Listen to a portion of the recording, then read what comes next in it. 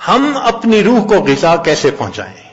تو یہ مسئلہ ہے نا، ایک ضرورت ہے نا ہماری آج کی اس محفل میں وہ چند نکتے سمجھانے ہیں کہ جن سے روح کو غذا ملتی ہے، تاکہ ہم اس کو یاد رکھیں اور کوشش کریں ان اعمال کو زیادہ کرنے کی، روزانہ کرنے کی، تاکہ جسم کے ساتھ روح کو بھی غذا ملتی رہے۔ تو روح کی غذا اوپر سے آنے والے انوار و تجلیات ہیں۔ چنانچہ سب سے پہلی چیز جس کی وجہ سے انسان کی روح کو غذا ملتی ہے، قرآن عظیم الشان، قرآن مجید کا پڑھنا، قرآن مجید کا سننا، یہ انسان کی روح کو غذا پہنچاتا ہے۔ اور دلیل قرآن عظیم الشان میں سے وَإِذَا قُرِئَ الْقُرْآنُ فَاسْتَمِعُوا لَهُ وَأَنصِتُوا لَعَلَّكُمْ تُرْحَمُونَ۔ یہ ترحمون کا لفظ سند ہے، سٹیمپ لگ رہی ہے، رحمت برستی ہے، اور وہ رحمت جسم کی غذا نہیں ہے، وہ رحمت دل کی غذا ہے، روح کی غذا ہے۔ جس قرآن مجید کو سننے سے رحمت برستی ہے، اس کو پڑھنے سے کتنی رحمت برستی ہوگی۔ یہاں تو کہا نا کہ جب پڑھا جائے تو تم سنو تاکہ رحمت برسے، تو سننے والے پر رحمتیں برس رہی ہیں تو پڑھنے والے پر کیا رحمتیں برستی ہوں۔ تو اس کا مطلب یہ کہ ہم روزانہ فجر کی نماز پڑھا کریں، تو پھر سورہ یاسین پڑھا کریں، قرآن مجید پڑھا کریں، فوراً اپنی روح کو ناشتہ کروانے کی کوشش کیا کریں۔ اس لیے ابن تیمیہ رحمۃ اللہ علیہ فجر کے بعد اشراق تک مسجد میں بیٹھے رہتے تھے۔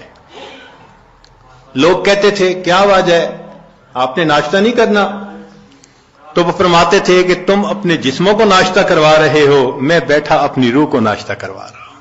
تو اس کا مطلب یہ کہ فجر کے بعد تلاوت کا کرنا، تسبیحات کا کرنا، ذکر کا کرنا، یہ انسان کے لیے باطنی غذا کا ذریعہ بنتا ہے۔ ہم میں سے کتنے ہوں گے جو اس کی باقاعدگی کرتے ہیں؟ الا ماشاء اللہ، معمولی نہیں، یعنی کھانے پینے کا تو معمول ہے۔ گھر کا بچہ بھی بتا دے گا اتنے بجے ناشتہ ہوتا ہے، اتنے بجے دوپہر کا کھانا اور اتنے بجے رات کا کھانا، لیکن روحانی غذا کا معمول ہی نہیں۔ تو معمول بنانا ضروری ہے۔ جتنے لوگ اولیاء بنے اس دنیا میں، یہ وہ لوگ تھے جو معمولات کرتے تھے باقاعدگی کے ساتھ، تب ان کو وہ نعمت ملی۔ اتفاقاً نہیں کوئی ولی بن جاتا، اس کے پیچھے محنت ہوتی ہے، تب اللہ کی رحمت متوجہ ہوتی ہے۔ تو معلوم ہوا کہ ہم تہجد میں اٹھیں، فجر سے پہلے یا فجر کے بعد، اس نیت سے یہ اعمال کریں کہ یہ چیز ہمارے لیے روح کی غذا بنے گی۔ ہمارے اکابر جب دن کے کام کاج سے فارغ ہوتے تھے تو مصلی پہ آ جاتے تھے، رات گزار دیتے تھے مصلی کے اوپر۔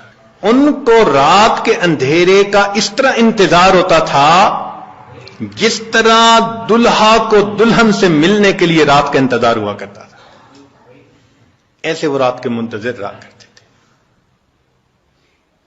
عشاء کے وضو سے فجر کی نماز پڑھنا، رات کا بیشتر حصہ نوافل میں کھڑے رہنا، حتیٰ کہ ہمسائے کے لڑکے بچے ان کو چھت کے اوپر ایک مینارہ سمجھا کرتے تھے۔ تو اتنا تو وہ اللہ کی یاد کیا کرتے تھے نا، قرآن پڑھا کرتے تھے۔ اور ہمارے قریب کے زمانے کے